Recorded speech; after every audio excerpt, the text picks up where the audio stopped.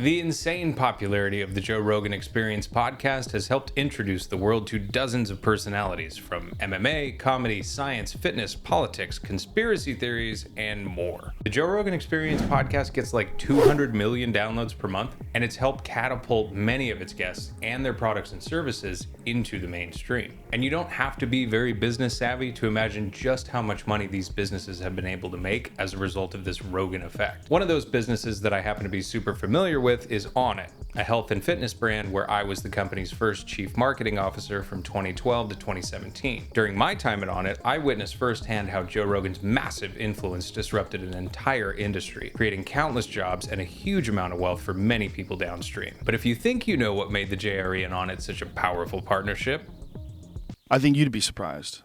Hey, what's up? I'm Mike. I've been a marketing professional since about 2003, and in addition to being the former CMO at Onnit, I also built and sold my own marketing agency called Heart of the Sun, and I'm now the Chief Marketing Officer at Still Austin Whiskey Company. Still Austin, straight bourbon whiskey, local stuff. Oh, Legit, right? very nice, yeah. Very good. And today, I want to talk about my time at Onnit to try and explain exactly what made the Joe Rogan Experience podcast propel Onnit to becoming the global phenomenon that was eventually purchased by Unilever to the tune of 9 figures. See, over the years since I've worked at Onnit, I've had countless people come to me asking me to help grow their company, usually saying something like, just do what you guys did at Onnit, which, as I'll try to explain in this video, is an impossibly oversimplified point of view. So the goal really for this video is to shine some light on how this whole thing worked, which should hopefully help some of you business owners and marketing professionals out there learn a few things about building a brand with the mega influencer like Joe Rogan. So for those of you who aren't familiar with the Onnit JRE backstory, it all started when Onnit founder Aubrey Marcus became friends with Joe Rogan around 2009-ish, which was right around the time that both the JRE and Onnit were getting going. Rogan was a stand-up comedian, actor, and UFC commentator, and was posting these episodes of the JRE from his home in Los Angeles,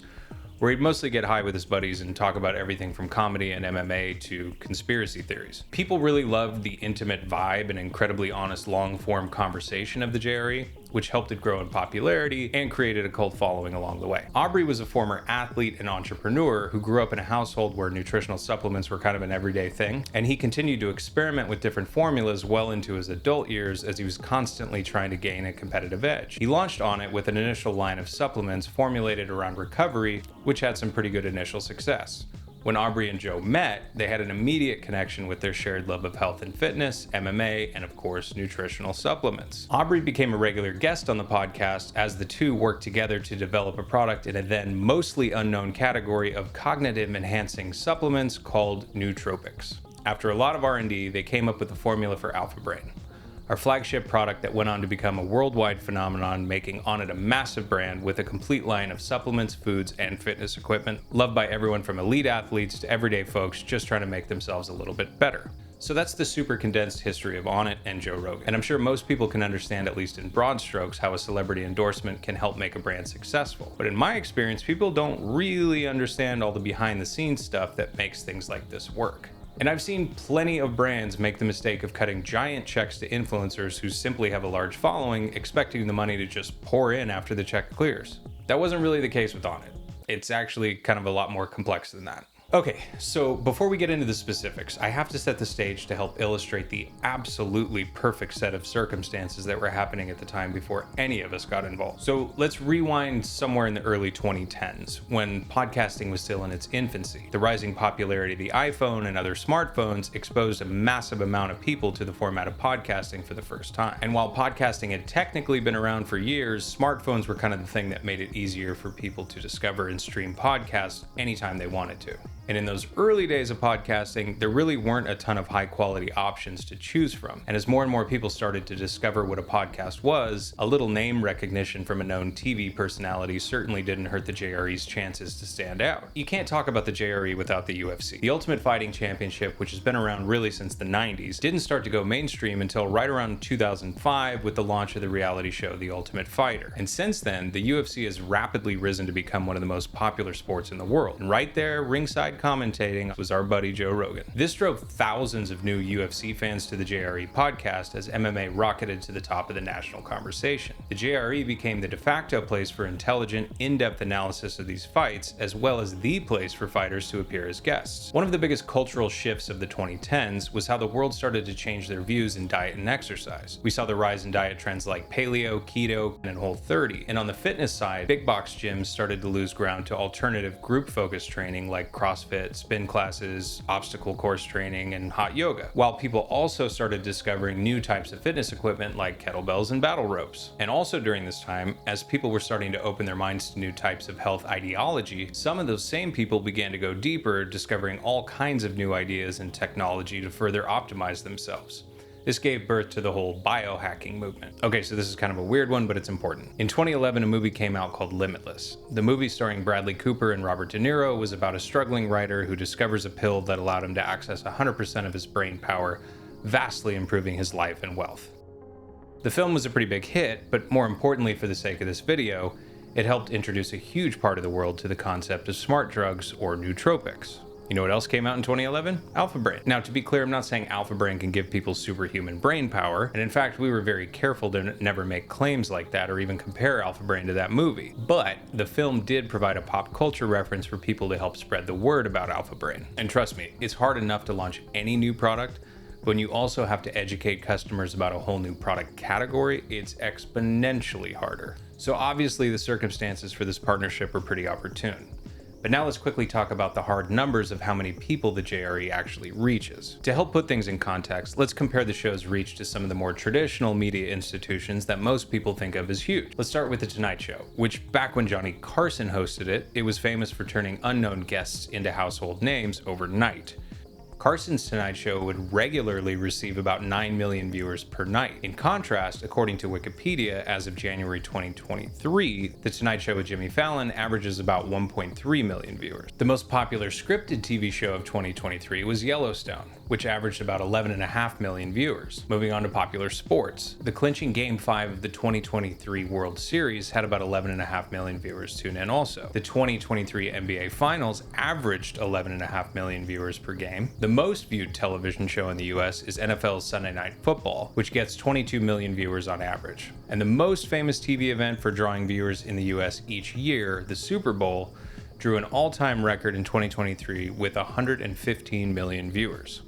And with the exception of talk shows like The Tonight Show, all those other sporting events really only happen over the course of a few months each year. The Joe Rogan Experience posts 3 or 4 episodes per week all year round, and he averages around 11 million downloads on each of those episodes consistently. Okay, so now we've got a reference for how big Rogan's reach is, but that's really only one half of the Rogan effect. There are plenty of other influencers out there with huge followings. So let's now look at what it is about the JRE that makes his influence so unique, and how he got so big in the first place. First, Joe Rogan has been able to do something truly incredible with his audience. He's been able to create an audience that intersects across many different popular genres. If you're into comedy, MMA, health and fitness, politics, alternative news, psychedelics, bow hunting, productivity, conspiracy theories, or even Bigfoot, there's a pretty good chance Joe has some content that you'd be into. On top of that, there are a few things that also separate Rogan from other mass media. Mainly, he's unique because of the intense bond he's created with his listeners, and that bond creates trust.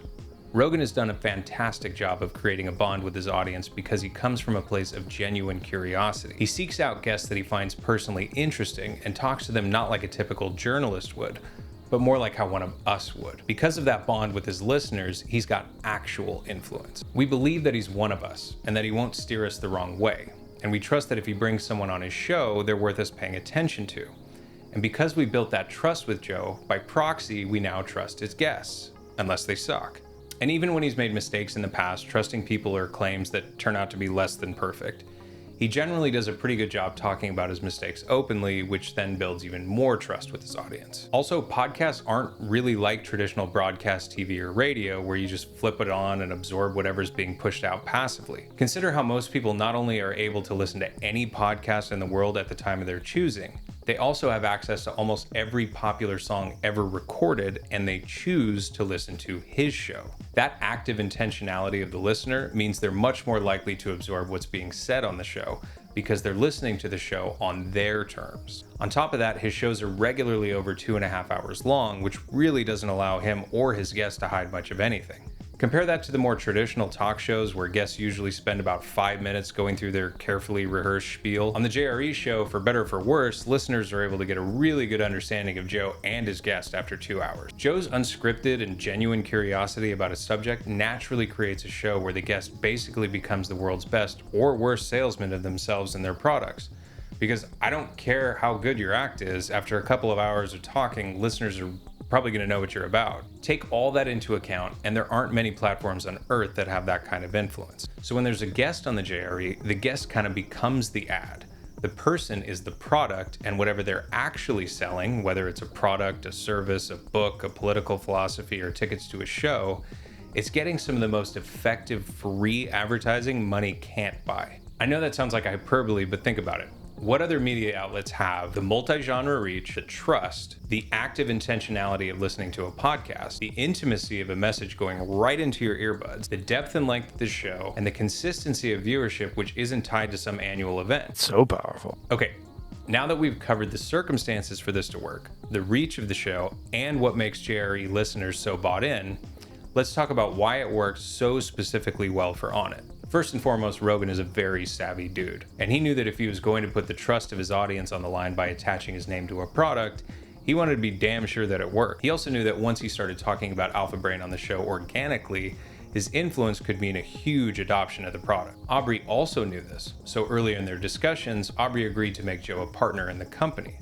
And because Rogan helped develop the original formula for Alpha Brain, he was genuinely excited to share it with the world. And he did. A lot. He'd frequently start the JRE off by talking about Onnit and Alpha Brain, and specifically what the products did for him. We never wrote a script for Joe. That was always all him. But it works. I swear it works. I shit you not. The authenticity that comes across when somebody talks about their specific experience with your product always comes through to the listener. Also, because the show would frequently veer into the topic of health, Alpha Brain would organically work its way into the conversation. And those organic moments are absolutely invaluable as compared to a scripted ad read. It's all based on science. I mean, we have double-blind, placebo-controlled studies. Speaking of ad reads, as the JRE got more and more popular, advertisers began to take notice. And as advertiser interest increased over the years, Joe did a really good job of promoting brands that he was into and that made sense for his audience. But he also did a really good job of limiting the amount of advertisers on the show, as to not overly saturate the show with ads and piss off his listeners. Because of that limited supply of ad slots, this made the ads more valuable and impactful. Now, I'm not going to comment on how much Joe charges for these ads, but given the case I've laid out in this video, you can imagine they're not cheap. So Onnit obviously benefited tremendously from the consistent amount of free advertising that it received over the years. Because Onnit made great apparel, Joe had no problem wearing Onnit gear everywhere he went. He'd frequently be seen at UFC weigh-ins and other public appearances sporting our shirts, which further exposed the Onnit name to the masses. You can't really put a price tag on that level of promotion, and that definitely provided us with all the dry powder for this thing to explode. So we had this huge machine constantly feeding us new potential customers, and that was definitely enough to convince a lot of people to buy. But in marketing any product, it's easy to get someone to buy the product once, but getting them to come back is another story. And here's where we took over. Onnit founder Aubrey Marcus is a very smart dude. He knew there was a gap in the supplement industry for people like him. There were hundreds of clinical looking stripped down brands out there and a few natural looking ones with pictures of plants and herbs and shit, but nothing with a lifestyle that spoke to young millennials like him. And he knew his shit about supplements. He was kind of a biohacker that always was trying to figure out formulas of raw ingredients and reading up on the latest studies on PubMed to learn about the latest science in the world of sports performance. And he knew there were more people like him that were generally disappointed with what was out there. And him and Rogan both knew the market was ripe for a brand to come along and do it right, especially given the state of the supplement industry at the time.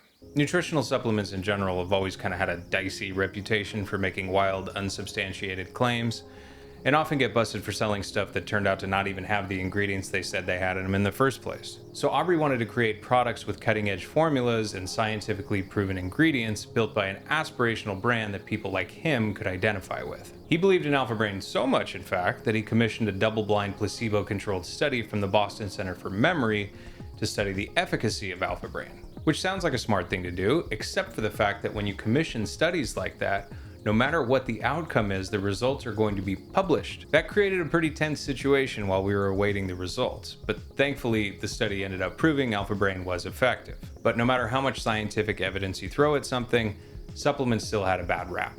And we had plenty of people calling us snake oil salesmen and much, much worse. And so before I get into how we strategically combated the supplement brand stigma, I'll spend a minute trying to defend Alpha Brain a bit. So here's the thing. Like I said before, getting someone to buy a pill that promises to increase cognitive function is easy enough to do one time. But Alpha Brain isn't cheap. A 30-day supply is like $70, and we had tons of people who bought it every single month, and we got hundreds of emails from thrilled customers telling us how Alpha Brain literally changed their lives. But to be perfectly honest with you, Alpha Brain didn't work for everyone, and we never wanted people to feel like they got ripped off, so we made the Keep It policy, which offered a no questions asked money-back guarantee if customers felt like any of the supplements Onnit sold didn't work for them. So for anyone who still has doubts about the efficacy of Onnit products and supplements in general, most any business owner will tell you, you just can't operate a successful business if people don't come back. So enough about that. We definitely stood behind our supplements, but we knew we wanted to create something awesome. And we had to be something bigger than just a supplement brand. So that's why we started making foods and fitness equipment to help complement the line of supplements, and came up with a tagline that we felt represented the lifestyle we were trying to convey: total human optimization. Under that tagline, we went on to produce protein powders, food bars, a line of performance apparel, a world-class training facility, and lots of different fitness equipment like battle ropes and kettlebells. Because you just can't argue with the efficacy of lifting heavy shit. And then once we had all of that built into the brand, we had a machine that attracted some of the best talent in the world that were literally moving across the country to work for us. That Onnit team was some of the most talented and dedicated people I've ever worked with. And that culture of self-improvement and positivity that we cultivated at that company made people even more dedicated to the brand once they started making undeniably positive changes in their own lives. Okay, so if you're still with me, you've got most of the formula to create the Onnit success story. And if you're tracking the recipe so far, here's the real secret sauce. In my 20 or so years as a marketer, I've worked with a lot of different companies. And most of those companies make their marketing decisions based on profitability. How much does it cost? How much did it make as a result of that cost? Return on investment, which means marketing decisions revolve around profitability. If we didn't make money doing something, we don't do it again. If we did make money, let's keep doing it. I know, complex stuff. And generally speaking, when you're marketing any product, the cost to gain a customer, or cost per acquisition, is one of the most important metrics you measure. Depending on the business, what that business can afford to spend to acquire a customer determines what marketing tactics you employ. Most businesses spend money on some sort of advertising to get in front of potential customers with the goal of achieving as low of a CPA as possible. This is usually one of the biggest expenses a business faces, especially in the early phases. But here's the thing. When you have to make brand decisions in this way, you're always thinking about the bottom line, which inevitably leads to various degrees of the safer choice. And safe choices are rarely disruptive and more often kind of compromising when it comes to creativity. But because we had an insane fire hose of warmed up customers coming in from the JRE for free, our CPA was essentially zero. Well, free is only kind of true. You see, since Rogan was cut into the business, Aubrey strategically gave up a huge amount of future money if the business ever sold. So Onnit's cost per acquisition in those early days was actually more like a deferred cost. But because of that fire hose, we were fortunate enough to make brand decisions that strictly adhered to the mission and the vision for the brand. Profitability obviously mattered, we had to pay the bills, but we had the luxury to never have to make marketing decisions at the cost of compromising the mission. And that's how we were able to uncover the secret to creating a mega successful company with a fanatical following. Only do cool shit. So that's what we did. We knew that making kettlebells modeled after apes, zombies, werewolves, superheroes, and stormtroopers wouldn't ever make a ton of money.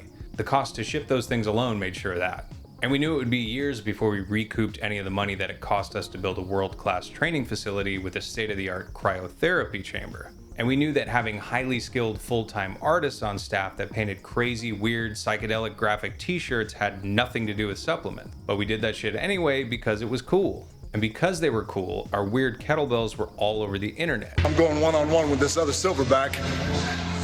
We gonna go focus! And because it was cool, the Onnit gym brought in countless professional athletes and celebrities to work out at our headquarters all the time. And they'd post about us on social media. And because those graphic t-shirts were cool, people got that shit tattooed on their bodies. And because it was all cool, some people started becoming customers just because they thought our bold marketing decisions that were clearly not profitable were very cool. That created a positive feedback loop, which allowed us to continue to stay true to the mission and only do even cooler shit.